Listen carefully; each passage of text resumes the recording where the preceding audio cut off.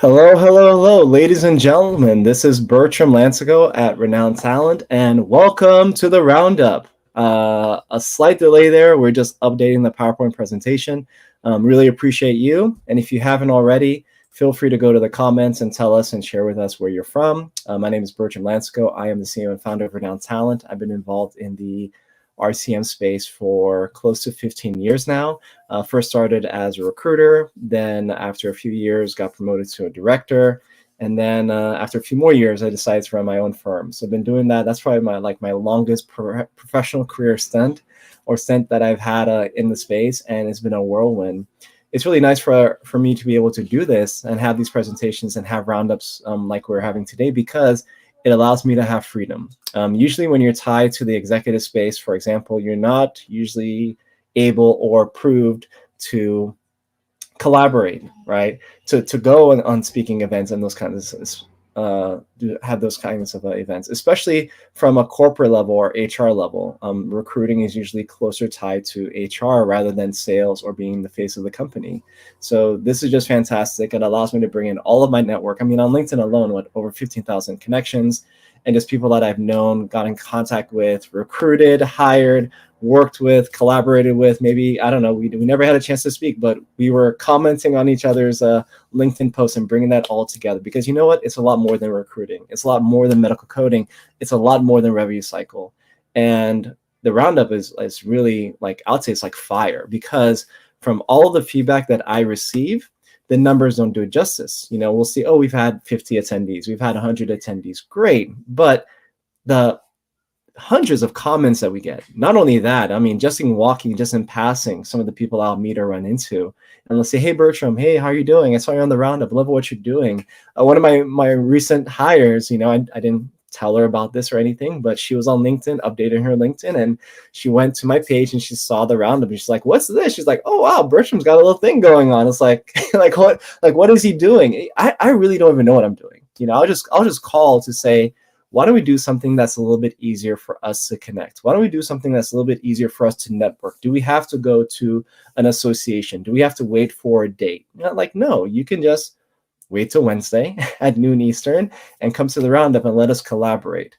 So I appreciate the comments. Just as a disclaimer, unfortunately, not all the comments do come to the stage. We would love for that to happen, but that's not happening all the time. So I'm going to go back and forth between LinkedIn as well as on my platform to make sure we can go through the slides, introduce our speaker, to make sure that we get some of those comments in. But if you comment, and let's say I did not mention it, or you want to show that you're open for opportunities and I didn't mention it, please, you know, just as I said, that information may not have come through. But on LinkedIn, the great thing about it is that everything is being recorded, but also it's going to stay on there almost like feedback or comments on your wall. So if a recruiter wants to go through, a hiring manager, or if when I want to go through and comment on people's posts, everything is there. So just because I may not mention it or bring it up or try to promote it, it doesn't mean it's not going to be there for people to see. So welcome. It is Valentine's Day. Happy Heart Day. Happy Valentine's Day to you and your loved ones.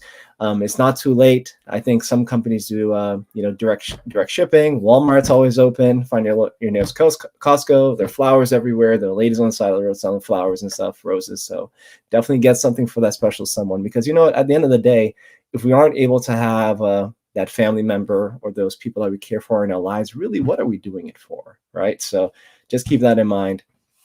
I have all of my stuff in stash, like right here in my work bag. Do not tell my lady, but it's all here in the work bag. It's a secret. So, all right. I'm going to go to the comments really quick. We have Stephanie that commented before the roundup started, and she said that she couldn't wait the past interview. She saw Stacie's, not mine, right? She saw Stacie's past interview. It was quite impressive. We have Carmen saying hello from Fort Worth, Texas. Hello. I know it's around 11 o'clock or so your time. We have Catherine saying that, oh, she's been called to a meeting, but she may have to watch the replay. Absolutely. Just as a little reminder, these are always recorded as well. So after this live session, it's going to be on YouTube. It's going to be on LinkedIn YouTube style. So if you want to jump through or skip through, you can do that. During the live recording, you're not able to do that. But also on YouTube, on Renown CEO, you can find our page.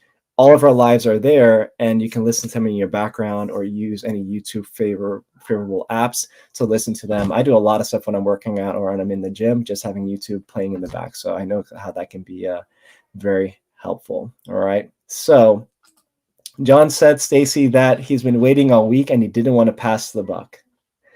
Pun intended, I guess. Nice one, John. You did a fantastic job.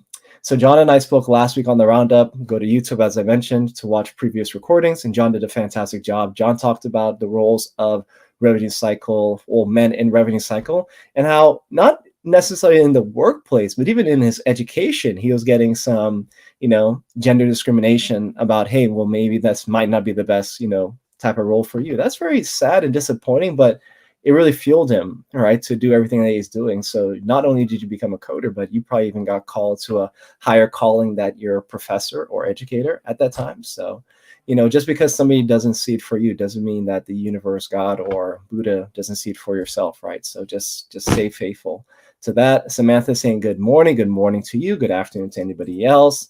From Western Mass, Stephanie, thank you. Hello. From Philly, it's cold right now in Philly. It's freezing right now in Florida. I think right now I'm in maybe 65, 70. You can see I got the hoodie on. It's a little bit chilly, but it's funny. We'll see some people at the beach here in Florida and they're in the water at this weather. So it's a Florida thing. You wouldn't get it unless you swelter during our summers. Christy, you are a constant attendee. Was it you that had some recent good news to share with us? I think I might have missed it. Christy reached out to me, sent me a message, let me know. And Katina is saying hello and good afternoon to everybody. Happy Valentine's Day. Happy Valentine's Day to you too. So I'm going to go ahead and get started. So as I mentioned a little bit earlier, this is all about having a weekly webinar on LinkedIn where we can collaborate, learn more about our industry, and also just share information about vendors, about what's going on, jobs, networking. And also myself, I'll usually answer a question that was asked to me during my work week or even live on the Roundup. So if you have a question you'd like to ask me, feel free to just put in the comments, hashtag Mr. B, and ask your question. Also, when our speaker has joined, if you have any questions for that person or for Stacie today, towards the end of our interview, I'm going to go to those questions, but feel free to comment. We like to include your comments while we're doing these lives, okay? Jacob is saying, hey, Jacob, I know that we're a recent connection. Thank you for joining. He said it's cold in New York, and he's in between Buffalo and Rochester. All I know is I hear on the news Buffalo, and a lot of times it's about how much snow you guys are getting up there. So definitely very cold for you. Jeanette, thank you for calling and being on. Good morning, good afternoon. So our mission is for us to help as many people get hired as possible. And you know what? This might not be a direct hire, meaning maybe it's not even like a position that we shared on the Roundup, right? But a lot of times, I believe when people are going into interviews and they're hearing about how things are possible and sharing success stories and just learning more about an industry, it makes you deadly going into those interviews, okay? Let's say I'm an entry-level coder. Hello, it's Bertram, entry-level coder. I'd love to join your organization, and I took all of these courses in class, et cetera, right? Cool, that's one interview. Next person comes in. Hello, my name is Stacie, and I'm an entry-level coder, but I have signed up for Stacie Bucks, through RadRx, her program about interventional radiology. I'm extremely interested in interventional radiology, and I'm going to do all of these course hours. And I have decided after I do that, I'm going to get tested to take, the CIRC, they call it, right? The CIRCC, I believe it is, right? Through AAPC. That is a different interview, right? That is an interview that instead of them just asking you questions, they're going to start asking you questions. And once somebody sees that you're invested in what you're doing, or I'm going to say it like this, even if you don't get the job, you're still determined to move forward and advance your career. Those are the people hiring managers want to hire. I'm telling you, because you know what? It shows that they're improving. And when you're improving on board somebody's organization, what that's going to mean? It's only going to mean that their organization is going to improve with you improving, right? So definitely realize it's a lot more than a job. It's about a career and it's about a journey. So yeah, I feel like we're inspiring. We're showing a lot of that, and also just realizing how people can, let's say, we had one person, Sarah Reagan. She went to a job interview. She got lost. She missed the job interview. She was like totally late. Got lost in the hospital, but at the same time, they're having an open job career fair at the hospital in patient financial services. That's more on the front end of revenue cycle, but still, that led to coding, led to everything that she's doing today. So a lot of things are possible. And yeah, I'm gonna go to the comments really quick. We have D on YouTube. Thank you for joining. She said, "Happy Valentine's Day to all from Queens, New York." Queens. A lot of people that I listen to from Queens. Stephanie says it's 70, and that's what the heaters turned up to. But yeah, this is one of the reasons fueling her desire to enter the field. So when she's done raising her family, looking to settle to warmer climates. You know, one of the nice things, as she's mentioning here, this career provides job security no matter where you choose to live. That is true. But one thing I will warn you about: try not to be outside of the 50, continental United States. Okay, because a lot of people try to go to like Puerto Rico. They try to go to like the U.S. Virgin Islands. My mother is currently finishing her work. This will be her last 3-4 months. She's going to be retiring, right? And she's right now in the U.S. Virgin Islands. Beautiful place, but you know what? It's really hard sometimes for the right employer to hire outside of the 50 continental United States. But Florida is always open, as the thousands that move here daily. So feel free to come down, okay? All right, and Samantha is sharing with us that she's just celebrated 19 years in the medical field as of yesterday. Hey, congratulations. That is a labor of love, pun intended, on Valentine's Day. Okay, so let us jump into this. So at the end, we're going to have a candidate showcase session. So this is going to be a very short session if you want to share that you're currently open or seeking new opportunities.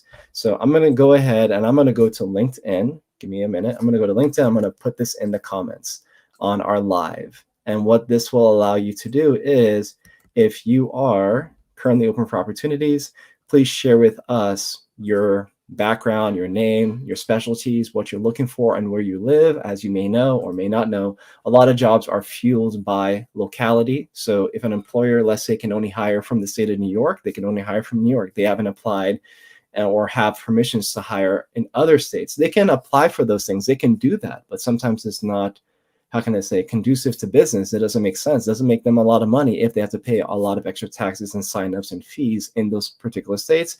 And as you are very well aware, every state is extremely different. So I feel it's easier, because also think about it this way: if you put your information, like us, if they can hire nationally, like, you're going to be fine. But if that hiring manager particularly needs somebody in New York and you're from New York, that's going to help you, because it means like, hey, what this person in New York, like, they're going to zoom in because they know they're having difficulty in finding people. One of the nice things that a lot of companies, especially from a staffing or recruiting perspective, benefit from is their ability to hire across state lines, because we make those investments in that. But for those who are not able to, believe me, putting your locality is going to help you out a lot. Some will like, well, Bertram, if I don't get the opportunity, once they interview and they love you, they're still going to ask you where your location is. It's not like this is not going to come up in the future. So I think just rip it off like a Band-Aid, get it over with, and figure out if you can work with them and if they can work with you in terms of your locality. But yeah, feel free to share with us if you're open for opportunities and what you're looking for, your levels of experience, and all of those things. We have had a lot of hires, as we've mentioned, from the roundup. There are a couple of recruiters as well, the smart ones, that follow me closely, and they do watch these. So if you're open for an opportunity, even if you're entry level, please put your information on there, okay? Fantastic. So today, we're going to talk with Stacie Buck about becoming a specialist or well-known for a particular specialty or skill within revenue cycle. And I know the world will really try to make you feel like you need to be the specialist or the Jack or Jane of all trades. But I feel that, yeah, you may really want to consider, because that can also bring you a lot of opportunities depending on the space or what specialty experience you have, okay? So Katina is asking, is it okay to share in the comments? I'm unable to come off mute to speak at this time. You do not have to speak or come on video, but feel free to share in the comments if you're open for an opportunity. So share your name, your location, what you're looking for, your specialty, your experience, and an email address, phone number if you like to, how they can get in touch with you. Okay. Even if you, let's say, do not want to put your email out there, just ask them to send you a message or send you a LinkedIn connection request. That way they can connect with you on LinkedIn, and then they can reach out to you. Okay. And this is a totally free service. We do not recruit, and we're not going to spam mail you. We're way too busy for any of those things. And I feel LinkedIn is a pretty safe place. And what I mean by that is I don't hear of a lot of stuff happening. Yeah, I mean, we all get spam DMs, but we get that even if we don't happen to share our email addresses. But if you're looking for an opportunity, you want to be reachable, share your email, and also make sure you're checking those emails, right? Your spam folders and all those things. You never know who's going to reach out to you. Okay. All right. So I'd like to go ahead and introduce our speaker. I'm going to take these banners off. That's a good question, Katina. Thank you for asking. Let's go. So Stacie is a founder and president of RadRx, and she boasts of blistering, 31 years, over 30 years of experience in healthcare. Throughout her career, she's held roles as an internal auditor, compliance officer, VP, right, of radiology consulting firms, as well as billing companies. She's a nationally sought after speaker. This is very true. With over 200 seminars. Doing my research, I found out that Stacie, right, even before I got started, back in 07, 08, she told me, she was the president, or she's been a past president of the Florida AHIMA chapter. That's a pretty big chapter because we have a lot of coders and a lot of big healthcare companies, a lot of big healthcare organizations here in Florida. And she still lives in Florida. Okay, so hey, to my Florida peeps. But her expertise extends to being an authoring articles in radiology coding, reimbursement topics through publications like the AAPC, as well as Journal of AHIMA and Radiology Management. Okay, so Stacie is one person that is funny. I know when I first started, coming on LinkedIn and recruiting and doing all of those things, like Stacie popped out because I don't know if you meant to do this purposely, Stacie, but you popped out because when a recruiter like myself was going to LinkedIn, we were putting in credentials. Okay. One of the things recruiters love to recruit for is credentials, because the hiring managers will tell us, hey, Bertram, I need somebody with the CIRCC. I'm like, okay, cool. Go to LinkedIn. I'm stupid. CIRCC. You just put it in, right? But then people like Stacie that were smart would put that in. So guess what? People are reaching out to them. Okay, so good hint for a lot of you. Make sure your credentials are in your name, if you can do it, as well as in your profile, because that's what the recruiters or hiring managers are going to search for. And I know that, as well as myself, probably everybody in my office at the time at K-Force Healthcare was reaching out to Stacie because we were trying to get you to work with us as to some of our clients. And I think you've even worked with them and everything was fine. But Stacie not only took it as opportunities for herself, she saw an opportunity to teach, educate, and really progress coding and revenue cycle and everything that she does. So welcome to the stage, and thank you for joining us, Stacie. How are you doing today? Thank you. I'm doing well, Bertram. Thank you for having me. So I have to take a moment. You wished everybody a happy Valentine's Day. So I want to put a different spin on this. So there was a friend of mine a couple weeks ago who was planning an event around Valentine's Day, and he's single like myself. So he referred to today as Singles Awareness Day. So if you're single, happy Singles Awareness Day to you. I love that. I never heard that before, and I'm like, I think I'm going to refer to that day now as that, as long as I'm single. And then when I'm with somebody, I'll go back again. I'll go back to Valentine's Day. Yes. Well, thank you for that. Hey, you know what? Single in America can mean many things. So, because I remember way back when, in my dating years, when I was a youngin', the single ladies weren't always single.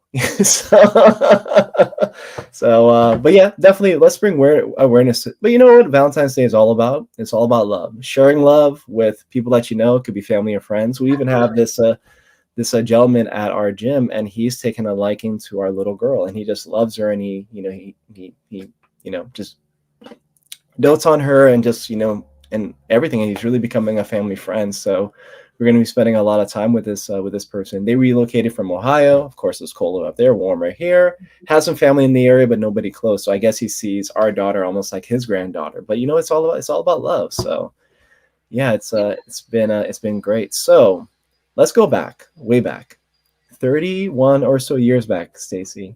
It's actually Um, 32 now. I didn't update the website yet. I can't believe it's been that long. I yeah. tell everybody I was a coding prodigy. I started when I was like 10 because I can't.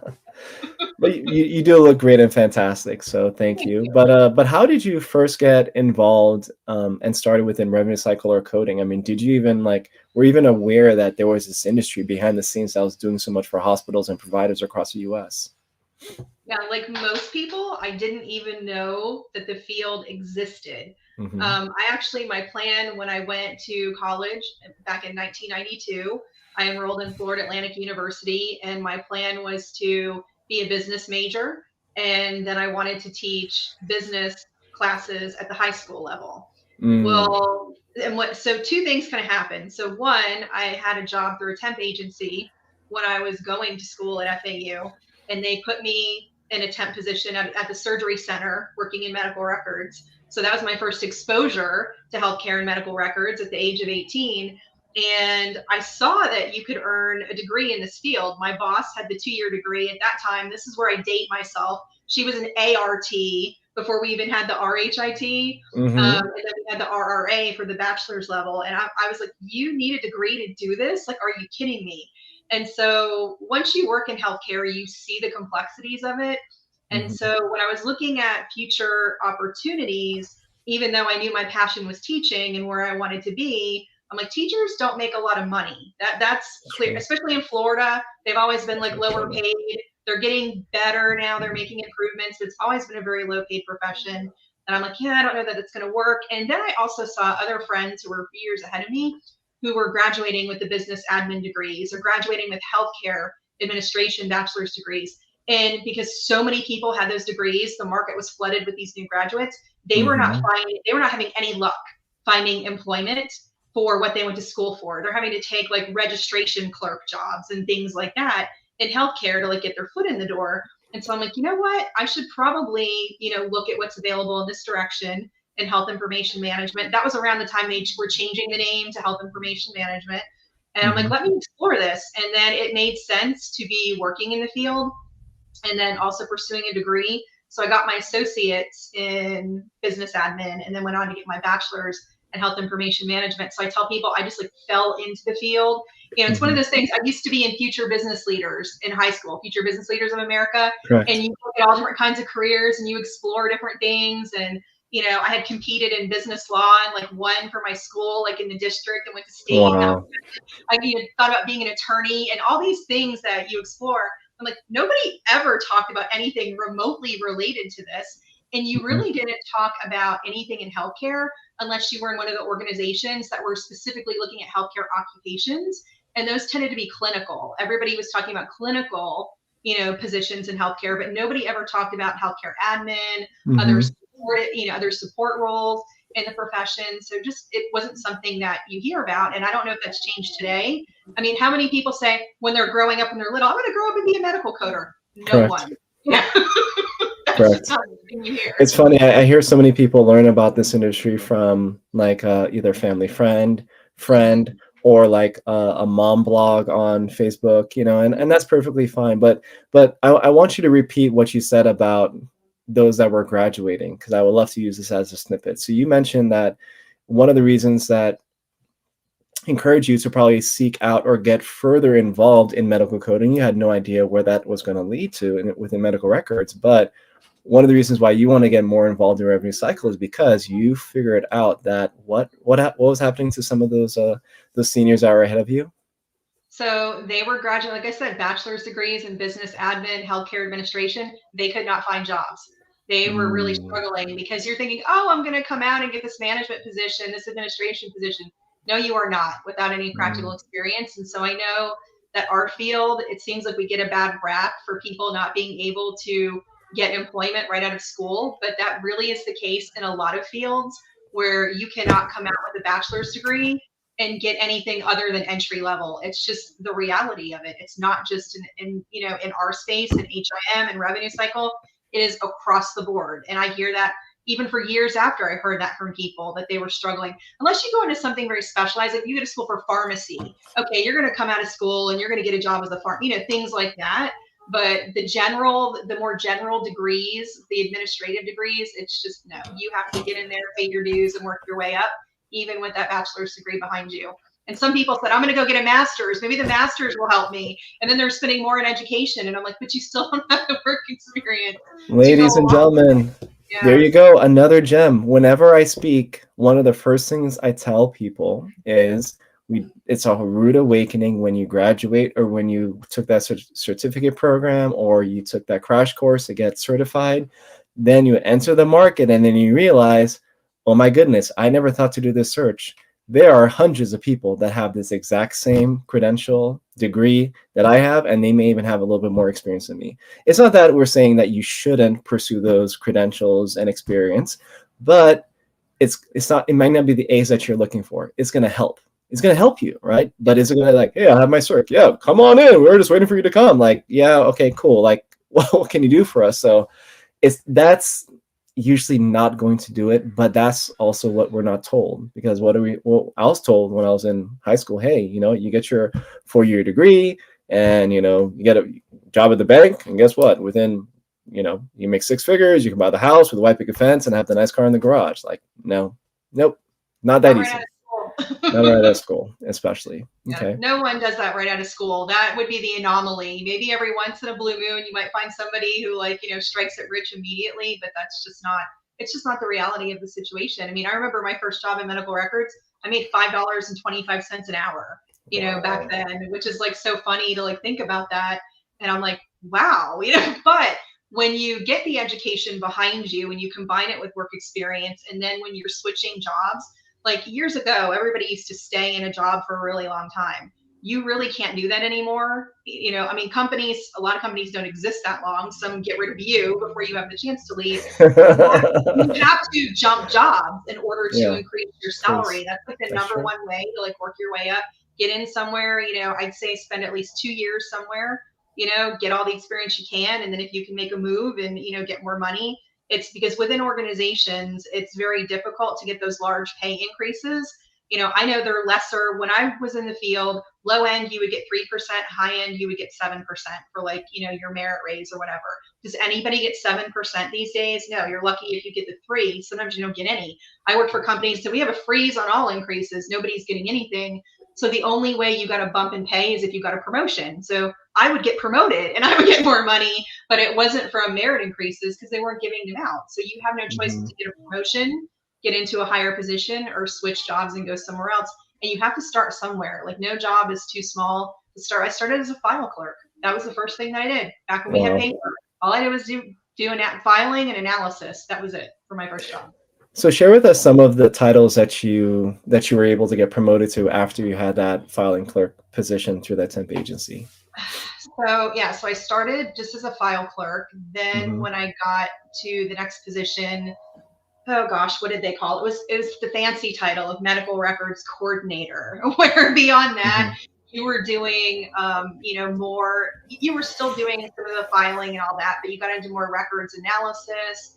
That's when I also started getting into some coding, like entry level coding in Mm. that position. And then when I finished my bachelor's degree, I went to work for HCA as I was a corporate employee, but I was placed in a local facility as a revenue analyst for them. And so moving from that more clerical role, entry level coding role, going Hmm. into that role, then that gave me about another $10,000 a year when I came out of school, like going into that. So that was like a really big jump. Got in that role as revenue analyst, didn't like it, couldn't stand it, had to get out. It took me a year. Took me a year to find the next progression of what I wanted to do. And that's when I ended up in radiology back in 2000. There was a company back then called US Diagnostic, and they were looking for an internal auditor. They had never had an internal auditor. And the reason why they hired me, so the job that I didn't like, that I disliked, the reason why I got hired was because of my experience with HCA, even though I didn't Mm. like that job, because one of my responsibilities, the only part of my job that I liked, was doing the laboratory compliance audits for the facility. I didn't like doing Mm. charge audits. Charge audits are very tedious, where you're looking at $100,000 hospital bill, trying to account for every supply that's used on that patient and reconcile that, and that wasn't fun. So they saw that experience, and so they pulled me in to be their first and only internal auditor. Mm-hmm. And then when I was there, I eventually got promoted to their corporate compliance officer. Like, my dream had been to be a compliance officer, so I got to do that there.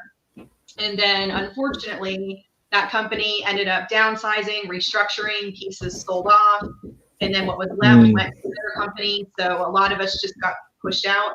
And then I went and did some other things that I wasn't a fan of. You need a paycheck, so you take the. I went and trained on coding software for a while. Didn't like that. Wasn't challenging enough. Went and worked for a home health agency in a compliance position for a while. Didn't like that. They laid me off. I partied that day. They laid me off. Well, it was funny because I was going to quit that day.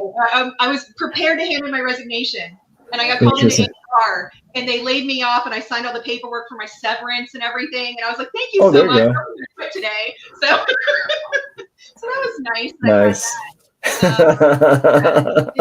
So then from there, I went to work for a billing and consulting company as their vice president of coding and compliance services. And I moved away from radiology for that year. And then a year later, I was back in radiology as VP, same position, VP, coding and billing company, with a former VP from US Diagnostic that I worked with. He had bought some imaging centers, and he'd been doing his thing, and he brought me on. We had this billing company, consulting company together. And then he said, "Hey, I'm going to go pursue photography full time. I want to get out of healthcare." And so that put me out on my own. So I've been out on my own since 2008 with my own consulting business. Wow. Crazy, crazy. Now, when it came to you looking at the different fields and working for the different companies, why did you hone in or try to get honed in on radiology, more specifically interventional radiology? When did that happen? I wasn't really looking for it. Like, the interesting part is, like, all the stuff early in my career, it goes back to I fell into it. I knew that when I graduated from college, I wanted to try to get into revenue cycle positions and compliance positions. Like, that's what, held my interest. I had experience in coding, and had worked a lot at the one hospital I worked at. I would do education with, like, the front office staff and work with them about the importance of the information that you are taking from patients and entering affects the revenue cycle. So I kind of was already involved in different pieces of it. And that just felt like, I'm the person, I like things in black and white and rules, and I can take the rules and I can implement the rules. So it just kind of seemed to, like, make sense. Not that coding is always black and white. I'm not saying that, but it seemed like the best, like, fit for me. I wasn't as challenged by the typical, like, HIM director, HIM manager stuff. And I don't know that that fits my personality, like, either. When I see my HIM director friends and, like, managers, I'm like, how do you sit in meetings, like, all week long? How do you get any work done? That's all you do. I'm like, I could never survive in that environment. That's the key. That's the key, Stacie. They're not getting any work done. They're having a meeting about the work that everybody else needs to do. All these ridiculous hours, they're salaried positions and they work crazy hours and they don't have time. Like, I don't think a little shade, but it's all love. It's all love today. Okay, it's Valentine's Day. A little shade, but it's all love. But we do understand the time, though. What I like about this field is there are so many different types of roles within our domain that you can really find the one that you enjoy the most and excel at that. Some people love being the HIM director, love being the HIM manager. They don't want to get into, they're like, I would never code interventional radiology, Stacie. So it's just really finding where your skills fit and where your passion is, and then pursuing that. And you can go, I never planned this path, like, step by step by step. I just walked into it. And then when I finally hit that radiology piece, I just fell in love with radiology and then just continued on that path. I had to move away from it briefly and trying to find, like, another job. And I'm like, I have to find a way to get back to it. Radiology. So I was thrilled in 2005 I could come back to it full time. And that's all I've been doing since 2005 is radiology.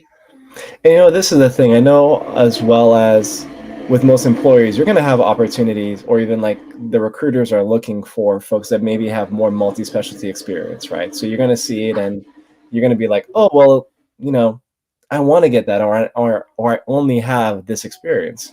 But at the same time, just look at anyone that has done anything. I think even Matt McConaughey, he had an interview and he was talking about how at the peak of his acting career, He had like he was an artist. He was releasing albums. He had a production company, and he was doing movies, and he was directing and filming, and he had like 5 different companies.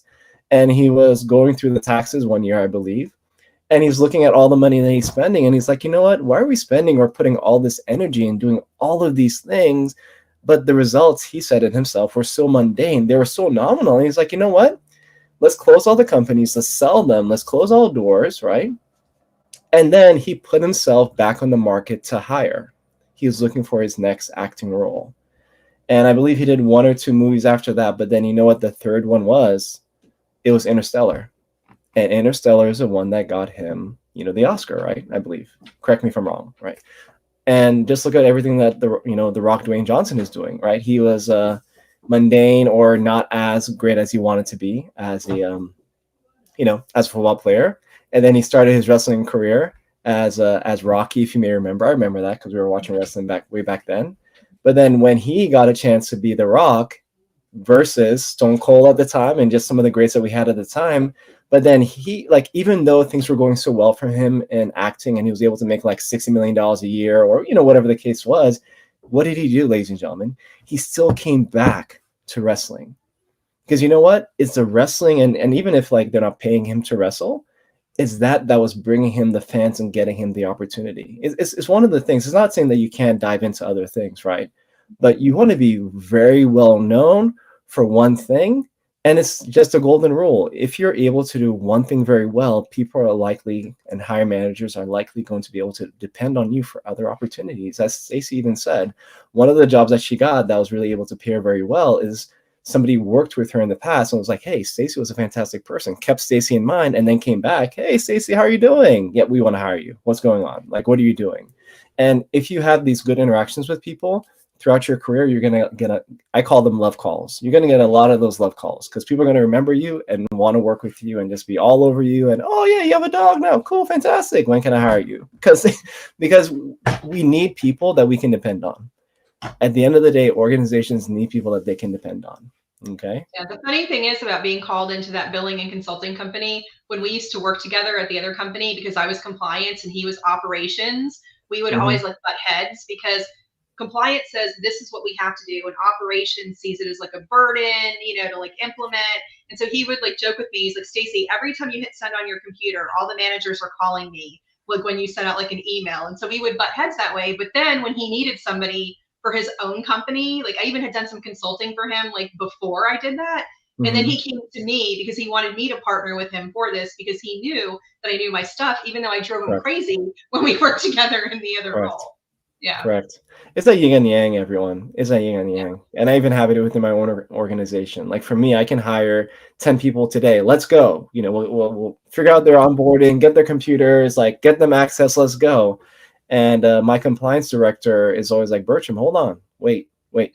Because one of the worst things you want to do in this industry is have very bad capacity planning. And I know that because I've had it both sides, whereas client needs would change, or not a thorough discovery was done. Because we'll have clients that'll tell us, hey, we need, or the current vendor is doing it with 9 people. Fantastic. But we shouldn't just go to the market and take that as it is, or, and hire 9 people.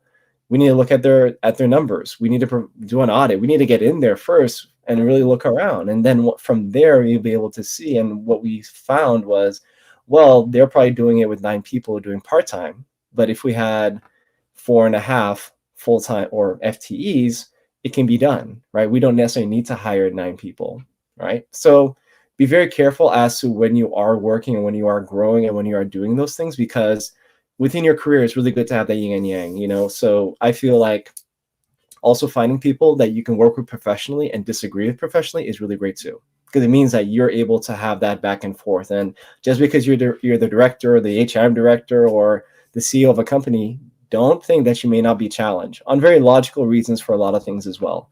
And the greatest leaders always are what? Open to feedback, open to discussion, open to how they can be better. And I want to hear those things within an organization, because you know what?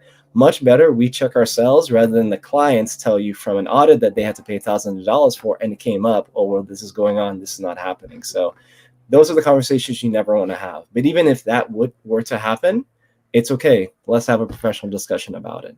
So Interesting, interesting. So where do you find yourself really helping and assisting your clients? I know you mentioned that you haven't, you're not a current president, right, of an association chapter. Where do you find yourself helping out a lot of your clients and everything that you do these days? Yeah, so with my business, I spend most of my time doing audits and education for my clients. I was sharing with Bertram earlier, I used to do a lot of outsourced like coding, and then I had a team of coders that worked for me. And I Wow. just decided to scale that back because it's very challenging to manage those projects, the fluctuations in volume, the ups and Nice. downs, and then just managing a team of coders and everybody's remote and everybody's 1099. I said, you know what, it's not worth it for me to like do this. Hmm. So if I do take on outsourced coding, it's interventional radiology only, nothing diagnostic anymore. And Hmm. it's smaller things I can do on my own. It's those providers that find me where they're like, we just need you to do the toughest cases for us. Like we feel we have a handle on most of it, but when we come across things that we don't know what to do with, we want to send them over to you. So I have some of those small coding ones, but it's mostly audits. People hire me to do quarterly audits, semi-annual Nice. audits. I have some places that have me to do concurrent auditing. So again, cases that their coders coded, they're not quite sure of, they send them to me for a second look. I give them the real-time feedback. And then Hmm. probably the thing that I'm best known for is my online course Mm. for training on interventional radiology coding. I've had tons of students go through that, and I get a lot of positive feedback on that. A lot of people have earned the CIRCC after going through my course. Even when they've Wow. had little or no IR experience, they pass that exam on the first try after taking my course. So I think that's a testament. What I did. So for me, for IR, people find this hard to believe when I say this. When I first tried to learn IR back in 2000, I could not understand it. I could not grasp it. I bought the books. I attended like webinars. I completely lost, and I just threw my hands up in the air and like gave up on it. And Mm. so we outsourced our IR where I was at, and we had somebody else do it. And then every couple of years, I would come back to it, and I throw my hands up in the air again. I'm like, I can't get it, which was frustrating for me because I'm very good at teaching myself new things. Like if you give me a book, I can read it and I can Yeah, learn and you're going to pretty be a teacher, so. and I'm good people always told me that I'm gifted at teaching. I'm like, I can't even teach myself like this subject matter. I don't know what to do with this. And then Hmm. finally, it was the end of 2006. There was a seminar, a free seminar that a vendor was putting on, and it was an all-day seminar. I'm like, I'm going to give this one last shot. I'm going to go. This is when I was working in the billing company, consulting company. I'm like, I'm going to go do this. And that Yes. instructor that day, he was amazing. He explained it like I had never heard it explained before, and I'm like, I got it. And then his company at the time, they used to offer week-long courses, in Atlanta, and they actually used to provide the certification before AAPC did. I was initially Mm. certified as a CIC back then, and then when AAPC came out with their credential, they made a deal where they were just going to merge with AAPC and suspend offering their credential. So I was credentialed before the CIRCC at that point in time. Wow. So you would go sit in a class for a week. You'd spend 4 days, no IR coding experience, 4 days cramming everything IR into my head. And then on the fifth day, you would take your exam. Hmm. And that was like it. And that was brutal because then you're taking this 5 hour exam on the last day when you have to catch a flight to come home, and you've got that stressor in the back of your head as well. And so I Mm. didn't pass the exam on the first attempt. Well, when you're going through 4 days of intense training, about a day and a half in, your brain can't absorb anymore. And True.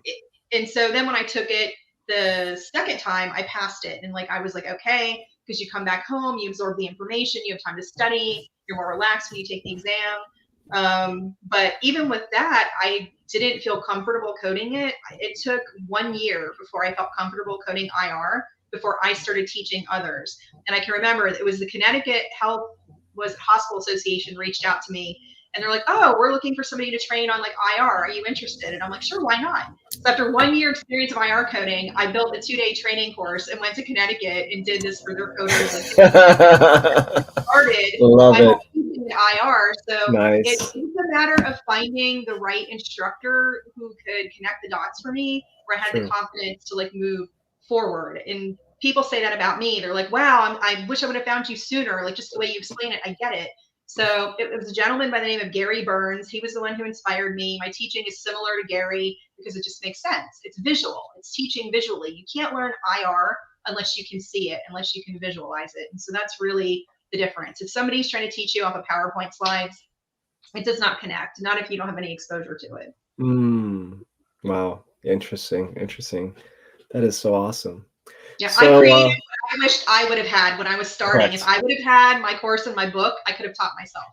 So that's what I No, created back in that is it. 2016.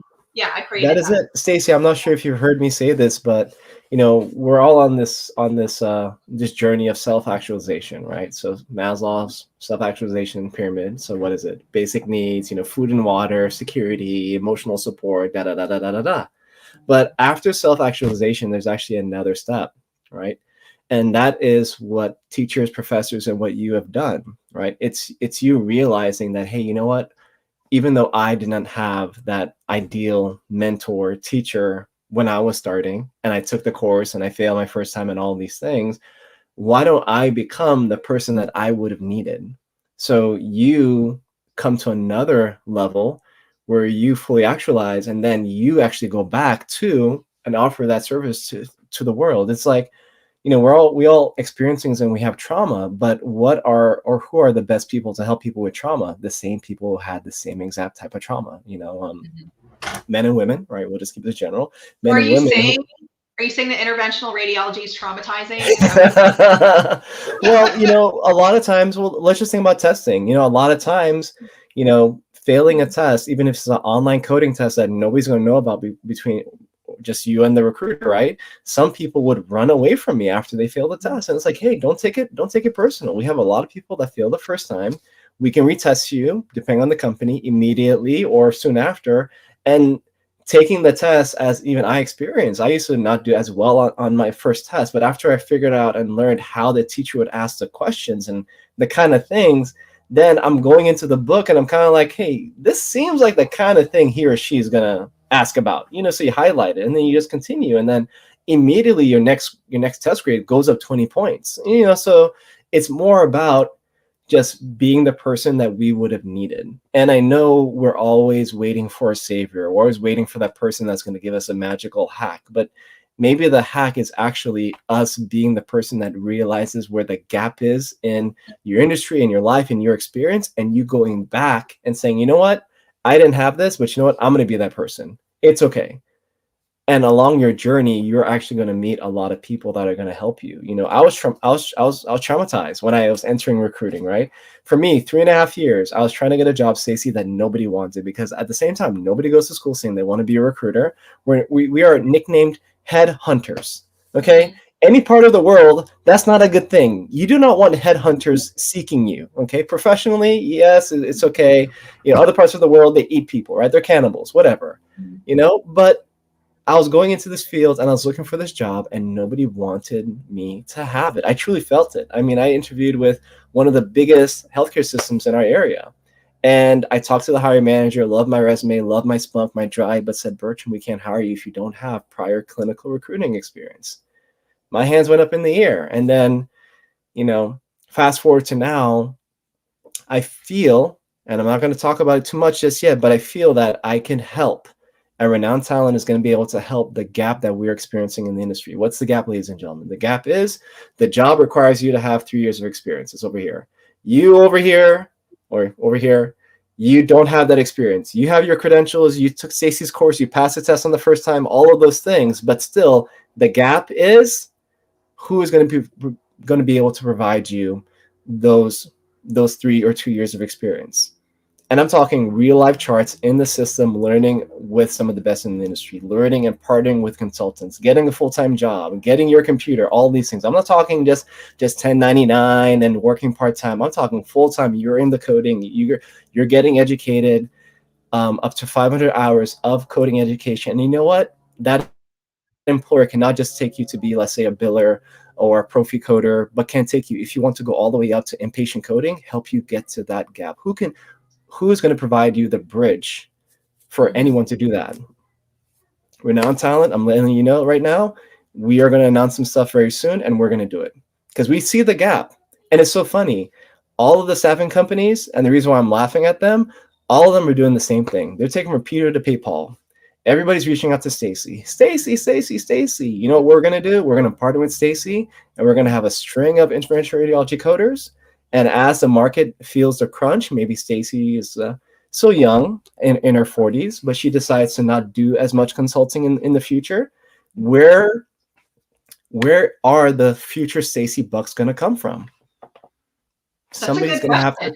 Somebody's going to have to create that. And yes, maybe AI is going to be able to do it, but you know what I know? AI doesn't touch or come close to anything that's complex, because you know what? You don't want complex stuff going through automated systems. Have you ever seen a Rolls Royce worth over $200,000? Some of them are even worth over $600,000 through an automatic car wash. Nobody's going to put their Rolls Royce through automatic car wash. Why? Because if that automatic car wash has a scratching mechanism on it, guess what? That's a very expensive paint job, and you don't want to get sued by that owner, because they're going to sue you. No matter what you have them sign. So what do they have? They have somebody that comes to their house usually, because they don't want to put the miles on the car to go get it washed. Don't even use their own hose. These mobile detailing companies, they come with the water. And I'm telling you, so listen to me. Ladies and gentlemen, you want to be well known for one thing in your industry. For me and myself, I was the recruiter on social media. A lot of even speakers on the roundup throw me shade. Yes, Bertram, here he is again with his jobs. You know what, ladies and gentlemen? LinkedIn even banned me. I got banned from LinkedIn. They're like, you're not supposed to share jobs on LinkedIn. But I'm like, if nobody's sharing jobs on LinkedIn, do you think people are going to be on LinkedIn? So one of the nice things with the company that I was working for we had paid sponsorships with LinkedIn through their recruiter program. This is working through LinkedIn's back office, and it's interesting. Once you're paid clients of LinkedIn, they're very friendly to you. But I was able to really like clear the air and everything from there, because I was like one of the stellar people on the team using social media. But my whole point is, one of the things at one time, being a headhunter in this industry, actually became a lot of good of it. Now I'm being invited to speak. Now they are bringing the headhunters into the associations, right? So definitely. I know. So you probably know him, Perry Ellie. Like Perry Ellie was like the big recruiter for like many years in HIM, and me and him are like good friends. And Perry always got invited to like every meeting to speak, because everybody wanted to hear from the recruiter. I mean, there's a lot of valuable knowledge that you all have in like interacting with people. So you're talking about like, being good at like one thing. And this phrase popped into my head when you were saying that. And I cannot remember who said this, but someone along the way said the riches are in the niches. And it's so true. Like if you become like, so write that one down. Like, I don't know why that that's a gem. That's a gem. Wow. I wish I could credit where it came from. I don't know where it came from. It just like, it wasn't me. I didn't originate that. But it's so true. And like, I always talk to people about, establishing yourself as a subject matter expert in something. And it's not that you can't do many things, but there's no way that you can do many things like well. It's hard to be an expert in a bunch of things and a bunch of different specialties, because there's so much. So you should start and hone in on one thing, become an expert in one subject matter, master that, then go and add something else to it. It's not that you can't do other things, but if you build that way, like incrementally, it makes sense, because you see some people who kind of carve out like a niche and they do really well. And again, it's just finding that need that, needs to be met. Where's the gap? Like, in interventional radiology, everybody knows about Dr. Z. Like he's the big fish in the pond. Everybody goes to Dr. Z. How can Stacie compete with Dr. Z? On that scale, I absolutely cannot. So what do I do to kind of fill that gap when he's kind of, tied into like the CIRCC with APC? My thing was, I can teach brand new coders how to code IR. This is what I can offer. I can take people who aren't certified yet. I can come in and fill this gap, because his stuff is more advanced. I mean, I attended some stuff and I'm like, it's kind of high level. I don't think, until I got experience, then I get it. It's like the best stuff that's like out there. But when you're learning, a lot of people are like, yeah, I go to the seminars and it's not basic enough and I'm not quite connecting the dots. So I came in and I filled that gap. And then, what excited me like last year was like APC used to say, you can't offer Circ CEs for any of your stuff. Like they didn't allow it. It was only 3 companies they allowed. And then it would frustrate me. I'm like, I'm adding Circs to your organization. I'm like, are you kidding me? And then finally they gave me like approval, like they made an exception. And they're like, if you do IR programs, yes, you've been given the blessing, you can give Circ CEs. I'm like, thank you. I had to fight that battle for like years. And they kept telling me no. And then it happened without me even knowing. I just saw it on an approval. And I'm like, what's this? double checked it, and they're like, "Oh yeah, from now on." I'm like, "Oh, I'm so excited!" So I Exactly. have had uphill battles on certain things with myself, but you find Correct.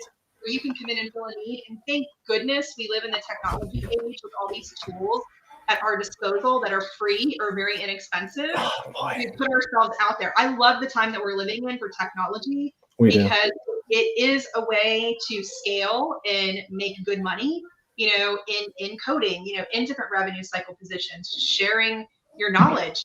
And sometimes you might think, well, what do I have to like teach somebody else? Like, I don't really know that much. And there was a personal situation I was dealing with years ago, and I was having a conversation with somebody about that. And I'm like, well, I don't really know that I can help them because, and she's like, Stacie, she's like, you're always one step ahead of the person behind you. She goes, those are the people Mm, that are one step behind you. So she's like, you always have something to offer someone. Because in that situation, I didn't feel like I did. And I'm like, that really applies professionally. it So does. I've come across some new professionals who I've talked to who are very passionate and they're good at like creating their own study guides and tools and things like that. Correct. I tell them, you know what? I go, you need to monetize that kind of stuff. If you're spending time doing that for you and it's helpful for you and your friends are saying it's helpful, you need to monetize these tools and you need to sell them to other people and make some extra money doing that. So I see a lot of talent out there, even for newer professionals, that they Hmm. could definitely develop a business around. 100%. Wow. The riches is in the niches. I'm gonna use that. I can't remember who said that. So Yeah, maybe someone will listen and they'll say, "Oh, it was me." I don't know. that's fine. That's fine. But But you know yeah, what though? I mean, wow. I don't know, that last 10 minutes was just fire. That was just awesome. Hey, I have to add this to the stage. Because we have to promote Stacie because everyone will be like, well, how do I get a hold of this? And maybe here's a hint, everyone. Maybe you're having a hard time getting that first time or the entry level coding position. Have you thought about getting specialized or at least starting out in a specialty and seeing where that might lead? Okay. Maybe Stacie would need somebody to follow up or work closer with her as an educator and those kinds of things. But the whole point is you have to remember it's about a journey. It's not a destination. There's the arrival fallacy, and feel free to see the I think was it NBC ABC, one of the news channels did a quick snippet about it on YouTube. It's like 2 minutes long. Arriving at a destination sometimes can be so disappointing because once you have it, you're like, well, then now what? It's really about the journey. So if you're having a hard time getting your first entry level coding position, maybe you having additional certifications or going through programs like and partnering and learning from Stacie could be fantastic because it's going to add. It may not be the ace in hand, right? Or that full house, but it might just be able to help you and put you above some other candidates. So you can get in touch with her at info.radx, sorry, at radrx.com. Here's her. I have this all messed up. I have a website. Wow. Okay. Yep. You can see why I was late because I was doing this, and this is something I'm not fantastic at. But you have her email, you have her website. Um, her phone number is there as well, and you can find her on LinkedIn. So this is an honest mistake. My apologies, Stacie. But you know what though? no We're just worries. trying to we're just trying to help and send people your way. But yeah, that's not her website. At least the second one. That is her phone number.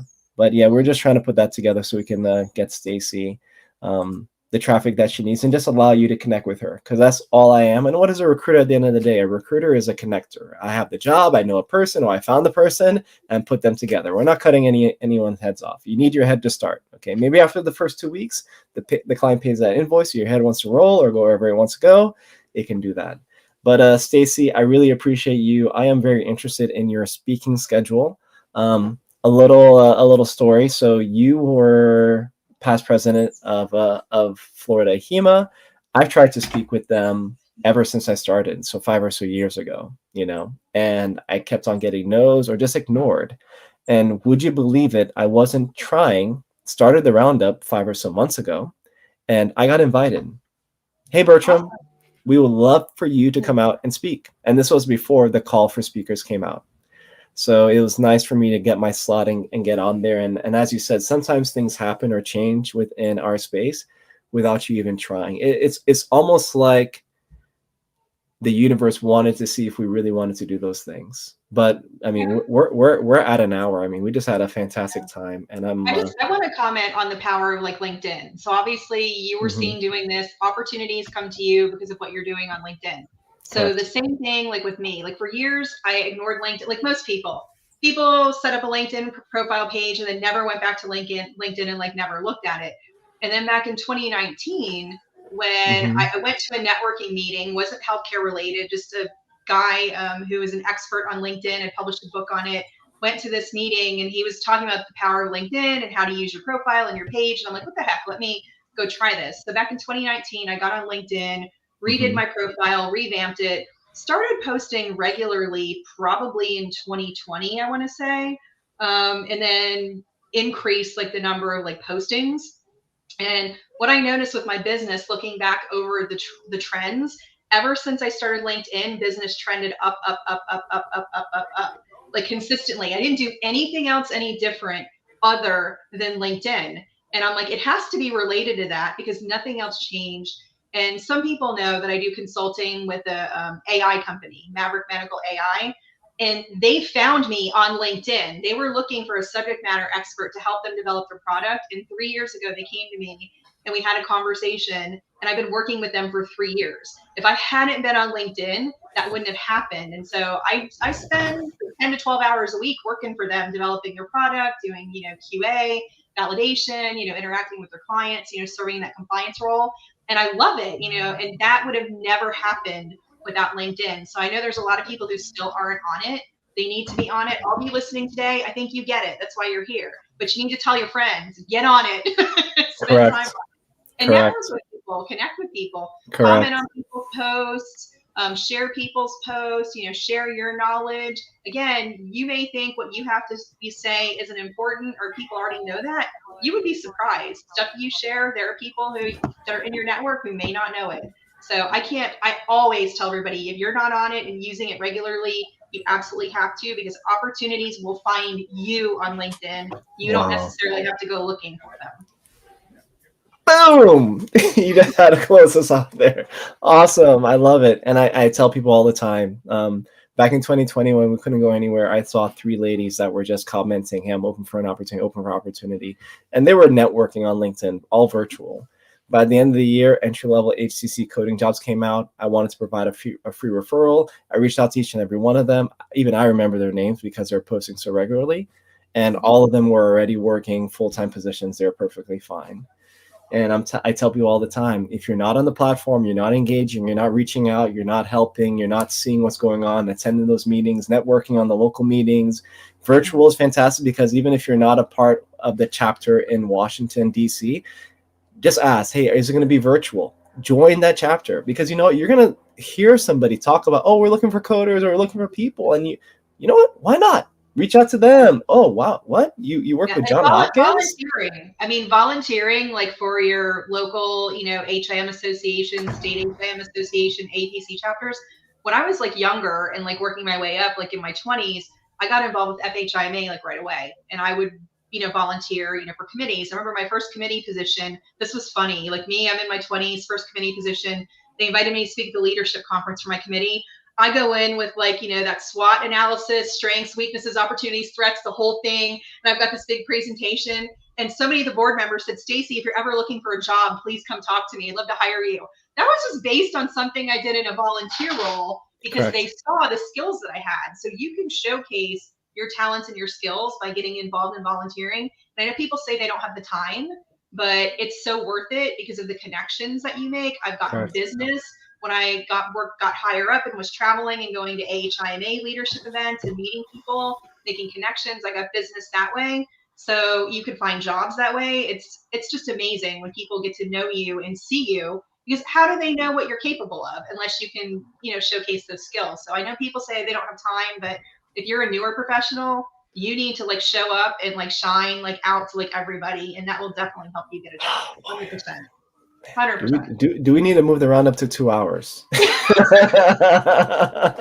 so old. I have all this wisdom because No, I'm no, no, no, no, no. You know you're what? I'm in my 40s. This is my we have last year in my 40s. yes, let's shelve this. We have to shelve this now because you know what? I We know need to come we back. are I also need to come back and we need to yeah, have I another know conversation. we're gonna have to have another conversation. I'll call it Stacie 2.0 and we're gonna have you back. But I just want to go to the comments really quick before you sign off. So Stephanie shared that she didn't know that it was possible in high school and beyond. So she's raising a family. But she's finally learning about where the world is, and she's really ready for that grown-up job. And thank you for doing that sacrifice and raising your family. That is the hardest job, ladies and gentlemen, raising a family, Absolutely. teaching them. I mean, they come out without instructions, ladies and gentlemen. So, you know, that should tell us anything. Samantha shared she took the CPC 3 times and she passed on the third try. Congratulations. This person commented and agrees that we talked about the gap. There's always a gap in our industry. So let's see what we can do with that. Catherine has commented that we had a great presentation. Thank you to you both. Thank you for attending. Carmen says thank you, Bertram. I'll say thank you for Stacie. I'm just a conduit. Like, this is not even about me. Not my picture's not on the post anymore. It's all about the guests and the speakers. People are waiting for you. So I know you also post a lot of content. So if you are not already a connection of Stacie's, please send her a connection request, follow her, listen to her cast, follow her company, and just see where they can go. Okay. And the good quote about the riches and the niches. So I like that. And Stephanie also said, thank you for your time today. She loves the money or the riches and the niches mentality, and use your skills to support others and build your own personal empire. And that's what it's all about. Okay. And Empire. I Don, have an empire. I never looked at it that way. I'm going to yes, start looking at it that way. I have an yes, you empire, do. a coding empire. And John says Stacie's also always a great resource of insight. So thank you, Thank you, thank you. John. So Stacie, thank you. We're gonna have you back here again. I really appreciate you, and I'll talk I'd to love you a to little come bit back. later. Okay. All right. Hope you had Thank you fun. very much. All right. Bye bye. Wow. We can just go on forever and ever, but I have to wrap up because some people like myself have to get back to work. This is work, but yeah, like what we are usually hired for, I got to get back to, right? So vendor spotlight as well as with Stacie. So we have the qualified, so local business, female owned business, minority business, if you can help them. And these are for credentials, not just within coding, AAPC or AHEMA, also HIMSS credentials as well. So if you're looking to get some help with taking those exams or passing them, they do offer weekend crash courses as well as longer personalized plans. They do have a 10% code as well. So just reach out to them with Roundup Talent. And we get no kickbacks from this. This is directly to help you and yours with what you guys are going through. Because you know what? Things are tight. Things are more expensive. And if I can find vendors to help us out, maybe Stacie can help us out and help some people that need to take courses through her. That's something I may want to, I just thought about that. Maybe that's something that we can do. Because you know what? It's all about us getting better. Remember, it's a cycle. It's not a silo, it's a cycle. And it feels very siloed right now. All the inpatient coders just doing inpatient. They're not talking to anybody. Outpatient, outpatient. What can we do to get out of those silos, start collaborating, start learning, and start educating from each other? Okay, so that's what I'm all about. So I'm going to jump into the jobs. I just have a few to share here. So Shannon Lang, she shared a coding level 2 position at Children's Wisconsin. Shireen, they had a profi coding opening at Penn Medicine. Kamila said and shared a job on Indeed for a CPCA. Just connect with her, look at her recent posts and activities. You can do that for free, as long as your connection, of course. Let her know that you heard about this job on the Roundup so she knows that Bertram sent you. And Julio also shared an HCC coding consulting position. I know that we had a really large layoff in the industry most recently. Don't worry about it. That's something that you can do, okay? I'm going to go to the comments, and I had Katina that wanted to share her information. So she's currently working as a contractor. She's worked as an external medical clinical investigator. Okay, her job in a nutshell: to research, investigate, review, validate, and gather as a decision for cases. So she's located in Texas, and she's open to flex time as well as full-time and part-time opportunities, and a whole bunch of information. So that's in the comments. Feel free to reach out to Katina if there's something or some opportunity that you can have for her. So go to the Mr. B question. I had somebody that they wanted some information or tips as to them going through the interview process. I provided those tips. Then guess what would happen, ladies and gentlemen? They were so excited. They had such a good interview. I don't know. They're jumping up and down. As I say, monkeys don't jump on the bed. We have that book. We read the book so many times. She wasn't jumped on the bed because guess what? She fell and she broke her ankle. But now The appointment at the orthopedic was scheduled on her second job interview, now with somebody higher up in the organization. What do you think she should do? Should she reschedule, or should she just go through the interview? I think it was virtual. Should she go still have the interview, but reschedule her appointment? Now, just hear me out, because I may have an answer you're not expecting. As a recruiter and as somebody that has seen it, I would have rescheduled the doctor's appointment. Hear me out, Bertram. We're in healthcare. Health is more important. But what you have to realize, ladies and gentlemen, is that interviewing, this is the key. Interviewing is not being the best person for the job, not being the best culture match for the job. You know what interviewing is all about? Interviewing is about impressing people and having a lasting impression. If you have a lasting impression and they remember you, so they remember Bertram, guess what? When they're interviewing other people, they're going to compare those other people to who? Bertram, because I had a lasting impression on them. That's why we're trying to have our interviewers laugh and giggle and have a connection with them any which way that we can. And what I feel is that if you reschedule that interview, you're allowing somebody else that's now available in your former spot to create that lasting impression. Then you are going to be compared against that person. So I'm not saying that health is not important. I'm not saying that you shouldn't go see the doctor as soon as you can. I'm not saying that if you miss a job opportunity, there's not another one out there for you in the world. But when you're truly right now an entry-level coder, you don't have that experience, but you're going through the interview process and you got approved for the next step, I would have gone to the interview with a broken leg. I'd be like, what happened to you? And I'd be like, you know what? I thought this job was so important that I rescheduled my doctor's appointment so I can be here today. That's how much this job means to me. That's a different type of interviewer, showing up with a broken leg. Now, you guys and ladies may say, Bertram, you are horrible. But you know what? I've seen it also happen many times that somebody wasn't able to get the interview in the timeline that they needed. They were working, whatever the case may be. And guess what happened? They lost a job. The job went to somebody else that was available. Try your best to make yourself available. Yes, you can blame me, blame the industry, but try to make a lasting impression. Imagine going into a job interview with a broken leg. That person gets the job, I'm telling you, because they took it that serious, okay? I wouldn't say it's medically recommended, but having that determination and communicating that with the interviewers, believe me, that's going to leave a lasting impression, okay? Cool. Our next roundup is next week, Wednesday. We have Rivka. She's going to be here, and she's going to speak to us about the challenges of getting hired as a entry level. And she didn't just get hired at any position. She got hired as a inpatient coder. So we're going to have her next week. Wow. The roundup, ladies and gentlemen. I just love it. I didn't believe the conversation Stacie and I were going to have today would last all the way past the hour. We're now it's now 1:15. I got a client proposal call to make in like 15 or so minutes. I haven't had lunch. But you know what? When there's so much value that we're providing to the industry and to each and every one of you, also there's so many of you that reach out to me on a weekly basis. You're hurting. You don't have those jobs and opportunities. How can I not have the roundup? And we are so busy. I got so much stuff going on. It's Valentine's Day today.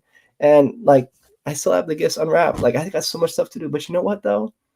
When I think about it, it's all love and the love that I have to give back. Because when I was looking for that recruiting job way back when, revenue cycle was the way for me. It wasn't for me to be at the time I thought it was going to be a physician recruiter. No. Clinical recruiter? No. Revenue cycle. And once I got started, I realized that this is where I was supposed to be. So peace, love, and joy to each and every one of you, to those within relationships, those single celebration awareness month, week, day. That's absolutely fine. Send all of you love, and I'll see you guys and ladies here next week. I couldn't get to all of the comments today because we went over the time, but you know what? I'll try my best as I have time to go back and comment and share. There are going to be so many gems that we're going to share over the next week, but also I can only do that as I have time and time allows. So thank you so much. I'll talk to you again next week on the roundup. And remember, be renowned, be known, and be remembered for something rather than nothing. Okay, be renowned and be forgotten. I'll see you guys later. Bye-bye.